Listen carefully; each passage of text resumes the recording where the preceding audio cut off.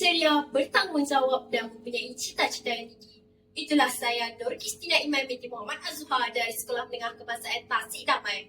Hari ini saya berdiri bukan hanya sekadar sebagai seorang peserta, tetapi sebagai seorang yang mencintai buku kerana saya percaya segala masalah dapat diselesaikan dengan buku. Saya diberi amanah sebagai pengawal sekolah, naib pengurusi kelas STEM dan penolong bendahari kadet polis. Satu tanggungjawab yang mengajar saya erti kepimpinan dan disiplin. Dalam bidang akademik, saya pernah meraih murid cemerlang, naib juara pertandingan esei dan pernah menjadi pertandingan STEM talent show.